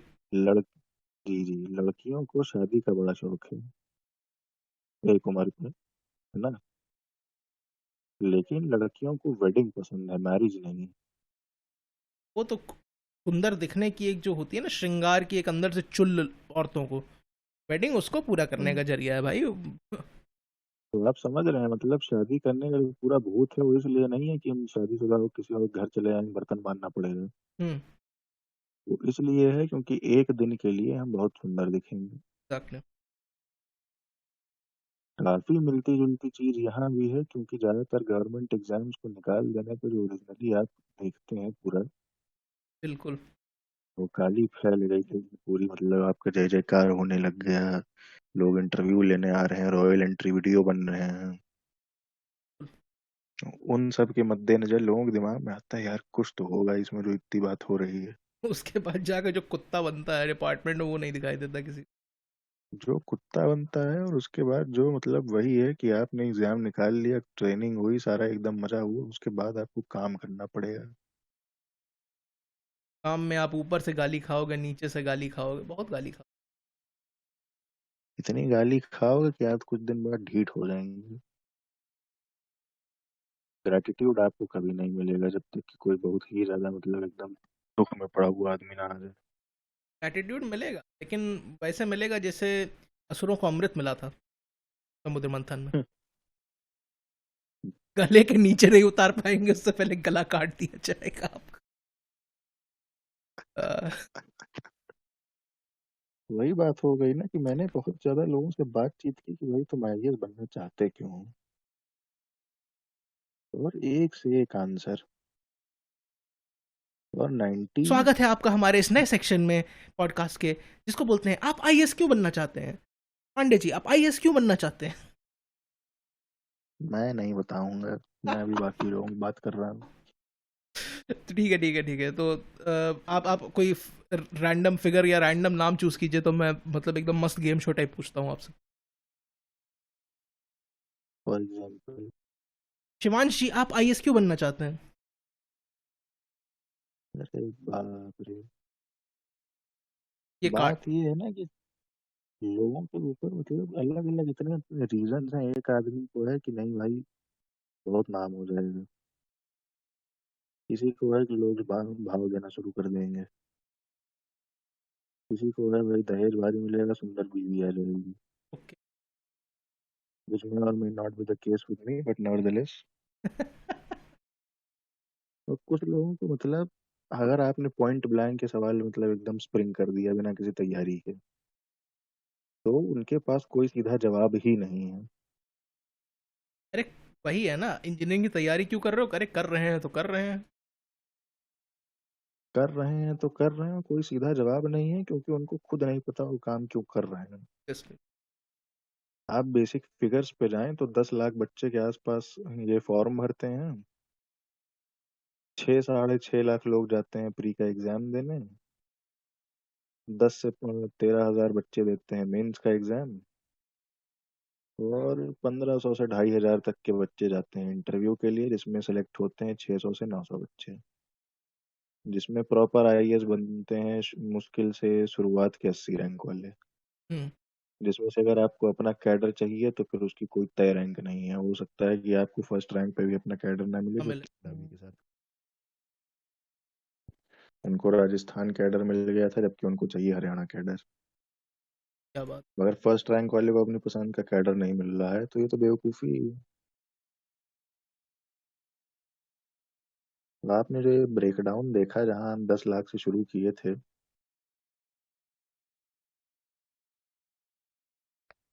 सुन रहे हैं मेरी बात। लुकाए गए आप, सुन रहे हैं मेरी बात तक बस आवाज आई, उसके पहले का कट गया। मैंने कहा जो हम लोग ब्रेकडाउन स्टार्ट किए थे 10 लाख से लेकर। जी। हेलो। हाँ हाँ, जी जी जी, बोलिए बोलिए बोलिए बोलिए ब्रो। वो गिरते गिरते लगभग 10-20 तक पहुंच गया आपको अपनी मतलब पसंद का कैडर लेने के लिए।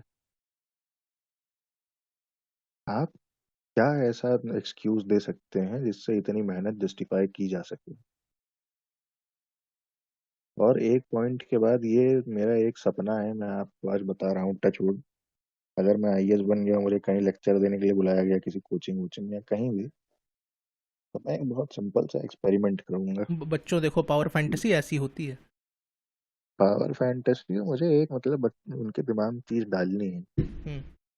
मैं एक दस दिमाग में रुपए की चीज डाल एक्लेट ली है, लेके। Wait a minute, what the fuck? Hmm. ये कौन सी फिटिश है भाई? नहीं, ये मतलब नेक्रोफिलिया का दूसरा स्टेज है। सेपियो सेक्सुअलिटी की भी सीमा होती है ब्रो। जी जी। तो मैं 10 रुपए की कोई 5 स्टार वगैरह लेके जाऊंगा, बोलूंगा ये चैलेंज है, जो पूरा करेगा उसको 10 रुपए की ये चॉकलेट मिलेगी। बहुत लोग चूतियों की तरह बिना चैलेंज सुने ही बोल देंगे हाँ हाँ सर बताइए। मैं बोलूंगा ABCD सुनाओ। कोई भी 5 बच्चों को उठाऊंगा। Average time can range anywhere between fastest 5 seconds, 20 second भी लग सकता है। ओके। जब ये लोग ये चूतियापा कर चुकेंगे, मैं चॉकलेट दे दूंगा, मैं पूछूंगा आपको क्या लगता है मैंने ये काम क्यों किया। हम्म।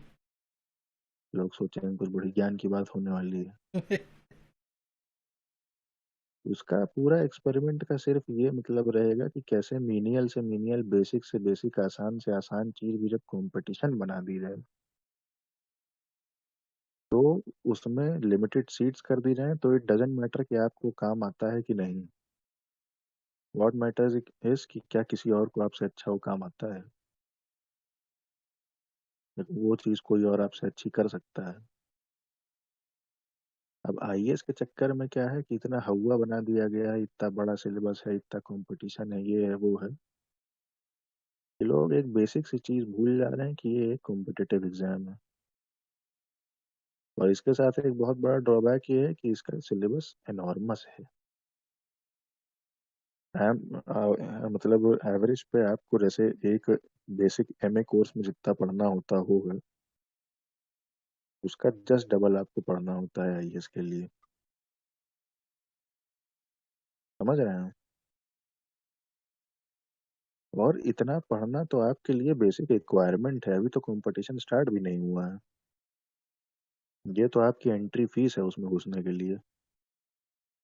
घुसने के बाद आपको इतना बड़ा चीज पूरा तैयार करना है, फिर उस पे आंसर तैयार करने हैं, लोगों से कंपटीशन करना है 3 अलग अलग स्टेजेस पर, इसमें 1 साल लगेंगे। क्या आपको लगता है कि जिस देश में डेवलपमेंट की कमी है, नौकरियों की कमी है, उस देश के लोग अफोर्ड कर सकता है यूथ ये बेवकूफ़ी करना? अफोर्ड तो नहीं कर सकता, लेकिन इतनी ही बुद्धि होती तो क्या ही बात, तो क्या आप ये ही बात। समझिए, आईएएस का सिलेबस कंप्लीट करना, ऑप्शनल वगैरह सब लेना, वाइडली मतलब जो अंडरस्टूड स्टैटिस्टिक है वो 1 साल का समय है, कि हाँ 1 साल आपको लग जाएगा इतना पढ़ते पढ़ते। वो भी प्रेफरेबली तब जब आप सिर्फ पढ़ाई कर रहे हैं, आपकी बगल में जॉब या कोई और कोर्स नहीं चल रहा है। फिर इसकी एग्जाम साइकिल लगभग 10 महीने की होती है, 1 साल ही मान लीजिए। मान लीजिए किसी आदमी ने आज बैठ के आईएएस की तैयारी शुरू की, तो उसको कम से कम 2 साल तो लगेगा। Hmm. Best case scenario. Worst case में तो लोगों के 6 6 साल, 6 6 अटेम्प्ट खराब हो जाते हैं। हम्म। उनको पलट के दिखाने के लिए कुछ नहीं होता। फिर लोग पीसीएस पे कूदते हैं, इधर उधर ग्रुप बी की नौकरियों पे जाते हैं, बैंक एसएससी देखते हैं। तो इतनी मेहनत करने के बाद भी आपके पास कुछ दिखाने के लिए है नहीं, तो आप उसको कैसे जस्टिफाई करेंगे? अरे तो यही प्रॉब्लम है ना, और लोग हमारे आपके पॉइंट ऑफ व्यू से उनके पास दिखाने के लिए कुछ नहीं है, उनके पास तो बहुत कुछ है दिखाने के लिए भाई। क्या है दिखाने के लिए? का हो गया उसके पास तो भाई है ही, कम से कम ये बोलने के लिए कि अच्छा हम बन गए, भले वो कितना खोखला क्यों नहीं हो, तो बोल ही देंगे कि बन गए। नहीं, जो बाकी बन गया उसको हटाइए, मैं दूसरों की बात कर रहा हूँ। दूसरों के पास यही होगा कि अच्छा चलो ठीक है, कम से कम उतनी प्रिपरेशन मैंने इस एग्जाम के लिए की, उसकी तैयारी इस दूसरे एग्जाम में काम तो आई। कुछ ना तो कुछ वही आप बकने के लिए देख रहे होगा हैं, उनके। डाउनवर्ड फिल्टरिंग जो हो रही है फालतू की। जी जी। अब जो आईएएस नहीं निकाल पाया वो पीसीएस पे जाएगा, पीसीएस नहीं निकाल पाया ग्रुप बी में जाएगा, बैंक एसएससी रेलवे ट्राई करेगा, एसएससी ट्राई करेगा। नौकरियां उतनी ही हैं, लोग आपस में मरे जा रहे हैं। हम्म। क्या इतनी भीड़ की जरूरत है? बिल्कुल नहीं है, ये तो बिल्कुल वही सेम सीन है ना जैसे मैथमेटिशियंस का होता है कि भाई एक certain amount of population high math pursue करनी चाहिए तो उसी से मैथ की फील्ड एडवांस होगी, but after a certain point it just becomes fucking useless. It becomes fucking useless. और इसके अलावा एक बात ये आ जाती है कि आपकी देश की इतनी बड़ी जनसंख्या प्राइम वर्किंग ग्रुप में 21 से 30 साल में अपना सब समय छोड़ के बस तैयारी कर रही है। अब देखिए इसका इसका इफ आप we are blame, being extremely honest, इसका आप ब्लेम सिर्फ सोसाइटी को दे सकते हो और किसी को नहीं दे सकते। Societal conditioning is the pain of this fucking country, pain, no two ways about it. अगर सोसाइटल कंडीशनिंग बेटर होती तो आपने भी कुछ समय पहले 15 मिनट पहले, श्रोताओं बहुत बढ़िया एग्जांपल है, 15 मिनट पहले जो पांडे जी ने पावर फैंटेसी अपनी बताई थी वो उनको कभी करने के लिए नहीं मन करता। भाई देखिए भौकाल करना सबको पसंद है। भौकाल करना सबको पसंद है। आजकल अगर सोसाइटी ज्यादा बड़ी है और आप जितना ज्यादा दबे हुए हैं जिंदगी भर, आपको भौकाल करने का उतना ही मन करेगा। भौकाल करेंगे तभी तो स्प्रिंग वाला बाहर आएंगे भाई, एग्जाम्पल है। तभी तो बाहर आएंगे जो आदमी में जितना सेल्फ वेल बैलेंस है उसको जरूरत ही नहीं है। ना।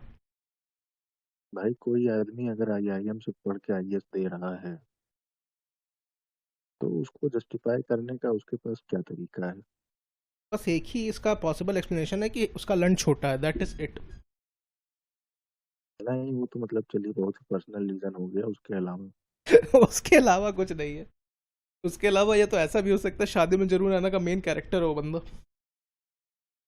नहीं बेसिकली आप इस समय ऐसे स्टेज पे आने के बाद, नहीं, दिस इतने is highly actually qualified stupid, होने के यू बाद, wasted the resources of your country, you wasted your own resources in the best case, worst case you wasted the resources of your country to do two fucking degrees, one some bachelor's degree, I don't know, engineering, doctorate, whatever the fuck, then you go do MBA, and after MBA you shit on all of your education and fucking tangent over to this side. What's the point of the first two degrees in the first place? इसमें कोई भी correlation नहीं है और ऐसी कोई skill आपने नहीं एक्वायर कर ली है जो जो आपको आप वहां जाके नेसेसरी मैया ही आगे चोद मदद देंगे। करेगी। हाँ कि अरे मैं तो बहुत हेवी मैनेजर हूँ, मोसड़ी का हो करो मैनेज मादर चोद इस स्कूल में, क्या मैनेज कोई करोगे।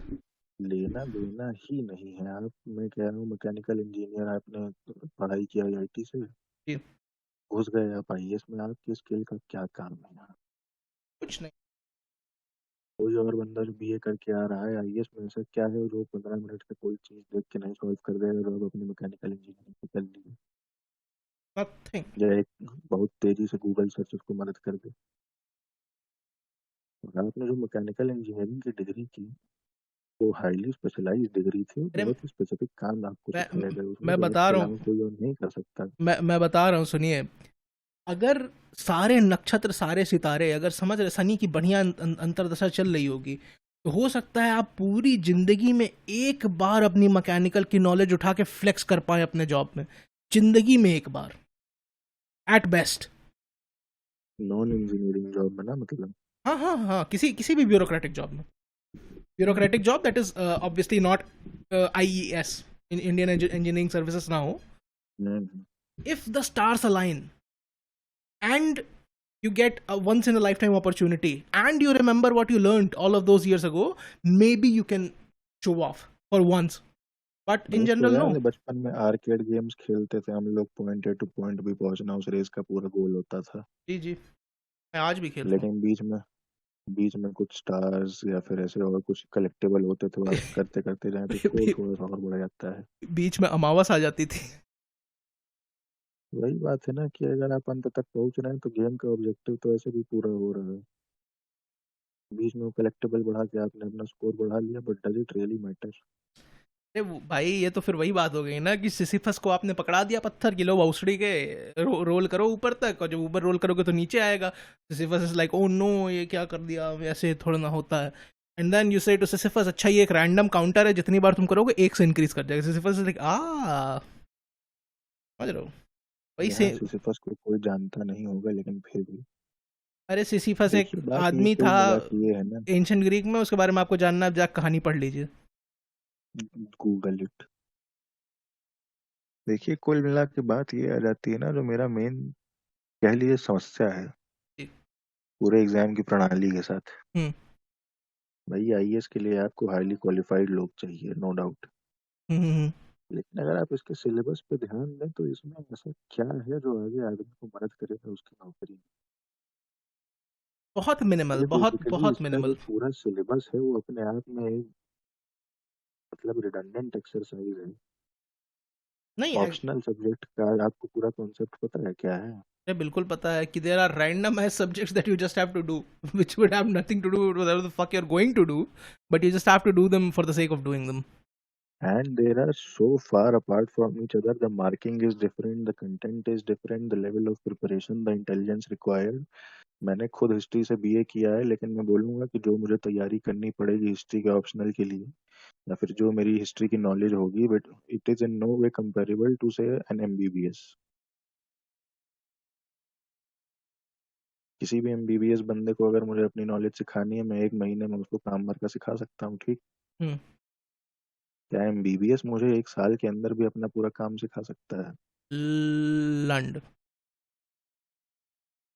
और इतनी डाइवर्स फील्ड्स की नॉलेज का आप इस्तेमाल करना है नहीं कभी आपको। नहीं, आईएएस ठीक का है। एग्जाम आई इतना आई बेवकूफी भरा है। आई अंडरस्टैंड कि आपको हाई पर्सपेक्टिव के लोग चाहिए, तो आपने इतना एक्सपेंसिव सा रख दिया कोर्स। बट क्या आपको लगता है कि उस कोर्स को पढ़ के किसी का पर्सपेक्टिव को भी एक्सपैंड हो रहा है? लोग उसको पर्सपेक्टिव चाट रहे एक्सपैंड हैं हो रहा और है। जाके देखिए, रिगर्जिटेट कर रहे हैं। जो लोग ना जानते हो यूपीएससी के सिलेबस के बारे में, तो बहुत ही कम वर्ग होगा, लेकिन फिर भी 4 जीएस के पेपर होते हैं जिसमें मोटे मोटे टॉपिक्स कवर्ड होते हैं। हिस्ट्री, ज्योग्राफी, सोसाइटी की बेसिक नॉलेज, जी। गवर्नेंस की नॉलेज, पॉलिटी की knowledge, international relation, science, technology, biotechnology, disaster management, economy, जी। Environment, internal security. और एक पेपर होता है एथिक्स का, जो मॉरल साइंस का बहुत ही एलिवेटेड मतलब रूप मान लीजिए। ये तो कॉमन हिस्सा हो गया है, सबको मतलब देना है। और एक ऐसे का पेपर, ये 5 पेपर सबको देने हैं। हम्म। ऑप्शनल सब्जेक्ट के 2 पेपर होते हैं एक ही सब्जेक्ट के। अब आप मुझे बताइए, किसी फॉरेनर को मैं ये चीज बता रहा हूँ जिसको कुछ नहीं पता इंडिया के बारे में, और एक बहुत ही प्योरली लॉजिकल स्टैंड पॉइंट से उससे बात हो मेरी।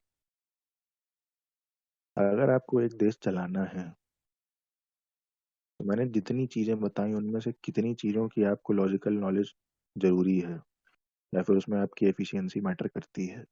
जिस भी फील्ड को, मतलब ऑब्वियसली आप एक आदमी को वन साइज फिट्स ऑल नहीं कर सकते, तो जिस भी फील्ड में जा रहे हो आप, या जिस चीज़ को भी मैनेज करने वाले हो, उस फील्ड की देखिए, नॉलेज एक आपके तो लिए आईएएस के नेसेसरी है। एग्जाम की यही बेवकूफ़ी है कि एक एग्जाम से बहुत ही डाइवर्स सर्विसेज भरी जा रही हैं।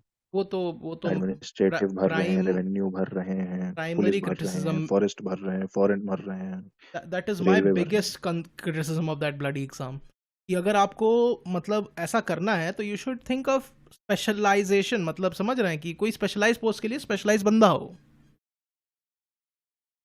अब कोई इम्तहान इतनी जेनेरिक एस चीजें पढ़ के जा रहा है, हम्म। आदमी इस इम्तहान को देने, उसको आईपीएस मिल गया। मैंने जितनी चीजें गिनाई उसमें से मान लीजिए इंटरनल सिक्योरिटी के अलावा हम्म। कोई चीज उसके काम की है? ना, not much, public not much. Administration तक तो पढ़ाया नहीं जा रहा है, जो बहुत ही कोर चीज है। And it is, I have absolutely no qualm in saying, one of the stupidest possible syllabi for an exam. होता है जब आप जिस वन साइज इम्तहान फिट्स से ऑल कर। सर पैर का कोई लेना देना है ही नहीं उस सिलेबस के साथ। आप मुझे सही सही बताइए, क्या जितना सब्जेक्ट मैटर पढ़ना पड़ता है आईएएस के लिए, उसका चौथाई सब्जेक्ट मैटर किसी रेलेवेंट चीज का पढ़ा के उस पर एग्जाम लेकर ये सर्विस नहीं भरी जा सकती? बिल्कुल भरी जा सकती है, but that means more effort. और वैसे भी जैसे मैंने बोला, इस exam, this this a long overhaul that's due with this exam, and they should do it for the sake of efficiency and for the sanity of the applicants, and for not wasting the potential of the applicant। नहीं तो आप एक चीज ध्यान दीजिए, मैं कहूँगा potential applicants का वैसे भी वेस्ट होगा, क्योंकि हम लोग ये बात कर चुके हैं सोशल कंडीशनिंग के ऊपर है। सोशल कंडीशनिंग, जिस प्राइम ऑफ जो योर आईएएस का लाइफ में आप इम्तहान लाड़ देने चाट के जा रहा था, खोपड़ी अपनी घुसेड़ रहे हो, जब आप सबसे बेस्ट काम कर सकते हो अपनी जिंदगी का। बहुत वो है। जो आदमी आईएएस का इम्तहान दे रहा था वो ऐसे भी देगा। इंजीनियर लेकिन क्या उसका समय हम नहीं बचा सकते, उसका एफर्ट नहीं बचा सकते, उसे और जल्दी नहीं दिखा सकते कि तुम्हारे बस की नहीं है? ऑप्टिमाइजेशन की तो एक इशू रही है ना हमारे देश में हमेशा आप से। समझिए लास्ट 2013 में आईएएस का प्रॉपर रिहॉल हुआ था एक तरीके से। जी। इन्होंने क्या किया, एक एथिक्स का पेपर डाल दिया which we have said is moral science. दूतरपंती होती है। और इन्होंने सीसैट का पेपर मतलब पहले मैंडेटरी होता था फिर हटा दिया, हम्म। क्वालिफाइंग बना दिया। और उसके बाद से ये इम्तहान जितने लोगों को मैं देख रहा हूँ बहुत ही पढ़े लिखे सज्जन लोग मेरे साथ के पेपर दे रहे हैं, हम्म। और वो अपनी जिंदगी के कीमती साल बहाए जा रहे हैं, बहाए जा रहे हैं। हम्म। आज तीन तीन एक चार चार सवाल है साल मेरा। उसको। हम्म। सुबह उठ के आज आप शीशा देख लिए थे क्या? नहीं, ये सब मेरे दिमाग में कई दिन से चीजें चल रही हैं, और इसलिए भी क्योंकि इस इम्तिहान के चक्कर में आवाज आप आपकी कई कट चीज, गई, लाइक द इस जूइश इम्तिहान डॉक्टर के विद द चक्कर में आप ऐसी कई चीजें सैक्रिफाइस करते जा रहे हैं, time being the prime among them, जो आपको पलट के नहीं मिलनी दोबारा। तो इस पूरे इम्तिहान को निकालने के पीछे आपका मतलब ध्येय क्या है, आप उसके बारे में तो क्लियर हो जाए कम से कम। कंडीशनिंग ने वो ऐसे सोचने की एबिलिटी हमारी एकदम ख़त्म कर रखी है। प्रॉब्लम ये है ना कि जैसे हमारे यहाँ, अच्छा ये तो कभी मैंने देखा ही नहीं किसी को रियलाइज़ करते हुए कि टाइम कितना वैल्यूएबल है। नॉर्मली हमारे यहाँ लोग अपने टाइम को एक्सचेंज करते हैं पैसे के लिए, अपने टाइम को एक्सचेंज करते हैं अलग अलग चीज़ों के लिए, प्यार के लिए, आँचे के लिए, पाँचे के लिए। But is it even possible to do a reverse conversion? क्या any amount of money will buy you more time? Any amount of love will buy you more time? Any amount of effort will buy you more time? नहीं। तो वो तो एक हमारे पूरी society के साथ, क्या ह्यूमन काइंड के साथ ही एक प्रॉब्लम है कि they tend to value everything more than their time, which is pretty sad. And time is the only true limited currency you have. Only true limited. देखिए कुल मिला के मेरा, अगर इस कन्वर्सेशन को हम रैप अप करना चाहें, and this is why lord Shiva is the best. Jai Mahakal, you know, इजी जय पीजी, महाकाल। इजी महादेव प्लग, फक यू वैष्णव्स। देखिए अगर इसकी कन्वर्सेशन को हम रैप अप करना चाहें तो मेरा बेसिक कंसर्न सरकारी नौकरी से इन जनरल आईएएस के इम्तिहान से इन पर्टिकुलर क्या है। क्या है? सबसे पहली बात तो it's not that big of a deal. Hmm. जैसे जैसे समय बढ़ता जा रहा है चीजें ऑटोमेटेड होती जा रही हैं, मीडिया कवरेज बढ़ता जा रहा है, सोशल परमेबिलिटी बढ़ती जा रही है, इन सब इम्तहानों की औकात भी कम हो रही है। हम्म। स्टेट वाइज बहुत अलग अलग प्रोफाइल है, ऐसे मुंबई में आईएएस आईपीएस कोई बहुत ज्यादा पूछ नहीं है unless you are the commissioner. हमारे यहाँ यूपी में भी जब से कमिश्नर सिस्टम लागू हो गया तब से आईएएस की कोई बहुत ज्यादा पूछ नहीं होने वाली है। जिन जिन जिलों में कमिश्नरी है, which covers basically all the big big big cities, cities. Allahabad, Allahabad और आगरा छोड़ के बाकी सारे बड़े शहरों में आ चुका है, Kanpur, Lucknow, Allahabad. Banaras, Noida. Hashtag represent, hashtag resist the tyranny of commissioners, तो हैशटैग इन सब करजनपुर। चीजों को जी जी मद्देनजर रखते हुए ये समझ जानने की अब समय आ गया है हम्म। कि अगर आप निहायत ही घूसखोर और मतलब चरित्रहीन आदमी नहीं है हम्म। तो इस नौकरी से आपको कोई, इन नौकरियों से, सरकारी नौकरियों से इन जनरल आपको कुछ बहुत खास नहीं मिलने वाला जो पहले नहीं था आपके पास। अरे भाई साहब, आप अभी इतना लंबा डिस्कशन करने के बाद एक शब्द में आपने कंक्लूड कर दिया। यहाँ जॉब सिक्योरिटी, सोशल भौकाल, ऐसी ऐसी बढ़िया बातें हमने की थी, आप मुंह दिए एकदम बोल के। वही ना, कोई बहुत बहुत लोग एकदम लास्ट में जाकर देखते हैं कि बात क्या हुई थी, कंक्लूजन क्या है। नहीं नहीं, लेकिन बट दिस इज फेयर, क्योंकि अगर आपने अपनी गांड मरवा के, गांड घिस के, खून निकलवा के आईएएस निकाल दिया, at the end of that what do you have? अगर आप चरित्रहीन नहीं हो तो nothing, it's just another stupid S job जिसमें, माइल्डली गुड जॉब। नहीं, not even माइंडली good, it's stupid S job जिसमें आपको अपनी ऑटोनॉमी एक्सरसाइज करनी पड़ेगी ऊपर वाले की गाली खा के, और पैसा आपको मिलना नहीं उसके लिए एक्सेसिव, बहुत थोड़ा बहुत आपको सोशल भौकाल मिलेगा, and that is about it. उसके लिए दिया क्या आपने? आप और अपने अगर पूरी आपकी जवानी। नौकरी आपको ढंग से करनी पड़ी हम्म। ड्यू टू सम हाँ, then circumstances, you are wrecked भाई, then you are wrecked, it's a difficult ass job. Then you are fucking wrecked. आपकी पर्सनल डिफिकल्ट लाइफ एस गई भाड़ जॉब। की कुलिया में। आपको पता है डीएम के पास सबसे ज्यादा सोशल विजिबिलिटी होने का सबसे बड़ा डाउनसाइड क्या है? हर चौथा चूतिया आके आपके पैर पे गिर पे रोएगा कि ब्रो ये नहीं, थोड़ा गड़बड़ा गया है ब्रो, यहाँ इन्होंने दुकान खड़ी कर ली है ब्रो। हर चौथा चूतिया मोबाइल लेके खड़ा हो जाएगा, हाँ क्या बोल रहे नहीं हैं, वो तो आज तुरंत वायरल कर दूंगा आपको। वो तो आजकल की बात हो गई है, वो तो पहले कहाँ होता था, बस बट हाँ आज आजकल टू क्या, टू दीज वो डेज इट्स अ होने लेजिटिमेट लग गया कंसर्न, है। The legitimate concern these days, true that. और इसके वो बाद मिट्टी फेंकने के लिए, कीचड़ फेंकने के लिए प्राइम टारगेट बन गए हैं हम। हर 3 सेकंड में आपको मतलब हर तीसरा शब्द जो आप बोलते हो ना, आपको बहुत फूक के बोलना पड़ेगा, एकदम सोच समझ के बोलना पड़ेगा, हर कदम एकदम फूक फूक के रखना पड़ेगा। आपको पता है कुछ लोअर लेवल रिपोर्टर्स की जॉब ही यही होती है कि डीएम ऑफिस के बाहर बैठे रहे 9 बजे, अगर डीएम नहीं आए तो अगले दिन पेपर में छाप दे। हाँ हाँ हाँ, ये मैं जानता हूँ, डीएम मतलब जितने most of the bureaucratic officials के पीछे पीछे टेल करना है जॉब होती है।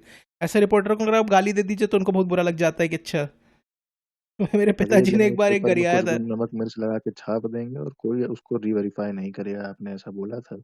एक बार मेरे पिताजी ने एक रिपोर्टर को बहुत बढ़िया गरियाया था, बोला था कि साले तुम्हारे से तीसरी फेल साले दुनिया को बर्बाद किए पड़े हुए, कभी कुछ सही से काम कर लिया करो। और ये एक बहुत अरे ही आपके पिताजी को तो ये करना पड़ा था, हमारे पिताजी को तो खैर बाद में आपको पर्सनली बताएंगे नहीं नहीं नहीं, आई आई कैन रिपोर्टर इमेजिन, से कितना परेशान रहे। I can imagine, I can imagine, I know man. मतलब जो उनका फील्ड, जो काम था उसका नेचर तो आप जान ही रहे हैं। बिल्कुल बिल्कुल। कई लोगों ने कई बार जिन कामों के लिए वो जाने जाते थे जी। उस पे भी सवाल उठा दिया कि क्या ये आपने वास्तव में किया या फिर ये सब फेक था। अरे तो वो तो और एक भाई रिपोर्टर को एक बार वो लेके गए, चलो आज तुमको दिखाते हैं, आओ। बस और अब मैं उसकी आपको बड़ी यही अंडरस्टैंडेबली फट गई। यही यही आपको मैं कट ऑफ करना चाहूंगा, इससे पहले आप कुछ ज़्यादा इन्फॉर्मेशन डाइवल्ज कर दें और एक बहुत ही वही एंग्री वही क्राउड आपके दरवाजे पे पहुंच जाए। आप यहाँ पर विराम मारिए। और हमको लगता है आज की हमारी बकर हो चुकी है। बकर का कोई ऐसा जी। सिनोनिम बताइए, पर्यायवाची बताइए जो कर में एंड होता हो। हाँ देखो, सॉरी, बकर का नहीं, खत्म होने का मतलब समाप्ति का। कुछ ऐसा भाई याद तो नहीं आ रहा है। नहीं आ रहा उन्हें, मैं तो कुछ राइम करने वाला था ना कि खत्म होती है हमारी बकर और उसके बाद something something something, see a कुछ सकर। कहेंगे बंद कर। नहीं, see a sucker is also good. तो आउटरो सी अगर यू आपको, later alligator. See you later master better. नहीं बस भैया बस। तो आउटरो में चलिए आज से हम लोग पोयम सुनाना शुरू करें। हाँ, मुझे भी ऐसा लगा कि हम लोग थोड़ा सेल्फ एडवर्टाइजमेंट करते हैं ना, अपनी कुछ कला का प्रदर्शन करते हैं। आप सुनाना चाहेंगे? मुझे अपनी कोई पोयम नहीं याद आ रही इस समय। मुझे भी नहीं याद आ रही, एक आध दो की दो चार लाइन याद आ रही है लेकिन तो कोई भी मैं पूरी अपनी नहीं एक याद है। पोयम का एक पैराग्राफ ही सुना देता हूँ, चलिए सुना दीजिए आप, फिर अगला मैं जो देखता हूँ। सुनने में बड़ा एवरेज ऐसा लगता है लेकिन बड़ा मेरे दिल के करीब है। हम्म। ईंटें नई थी, नए सांचे थे, जी। नई दीवारें नए ढांचे थे, बिस्मिल्लाह। इतनी नवीनता ध्वस्त देख फिर से हंसने का स्मरण हुआ। क्या बात। Self damage 100। आप सुनाइए। ये तो सही से याद भी नहीं है यार, एक कौन सी थी, कलर्स करके पोएम थी, अंग्रेजी में लिखी थी मैंने, क्योंकि मैं बहुत ही फैंसी का चौधा हूँ तो मैं अंग्रेजी में लिखा करता हूँ। हिंदी में मेरा थोड़ा हाथ टाइट है, नहीं तो होता मैं बॉम्बे की फ़्लाइट पे। क्या बोल रहे थे, हाँ कुछ कलर्स करके एक पोएम थी मैंने लिखी थी, उसकी पंचलाइन कुछ ऐसी थी कि it's dark it's day I can not know I do not know but silence something something something something and I don't even होगा लाइक, बहुत सा वायलेंस। नहीं नहीं, चार चार लाइन थी। और अच्छा सॉरी, मैं भूल गया, फर्जी में लाइनिंग नहीं कराते थे। फर्जी में राइमिंग नहीं कराते थे, टुमारो पे एंड होती थी बेसिकली कि I do not know tomorrow. और कहाँ कविता थी एक ऐसे इंसान के बारे में जिसकी आंखें नहीं हैं। Colours to the blind eye poem का नाम था। बहुत ही सैड सैड कविता थी लेकिन कम मैसेज बहुत ही अच्छा था। खैर, झटही कविताएं साइड, मुझे लगता है अभी भी कि कुछ स्कैंडलस बोल के एंड करना बहुत ज़्यादा अच्छा होता है सीरियस बोल के एंड करने से। तो सुनो भोसड़ी बोल वालों, दीजिए। ये दिख रहा है ये सब्सक्राइब बटन, इसको दबा देना ठीक है। और मिलेंगे अगली बार। नहीं नहीं दबाया तो तुम्हारे, अगली बार तो बात देना। नहीं अगली बार दबा नहीं देना, तुम्हारे घर में घुस के, अगली बार तुमको दबा देंगे। हाँ तुम्हारा टेटुआ दबा देंगे, समझ में आई। और इसी के साथ हम खत्म करते हैं भीषण कास्ट का ये एपिसोड। मिलते हैं अगले बाय। संस्करण में। बाय बाय और हर हर महादेव। हर हर महादेव।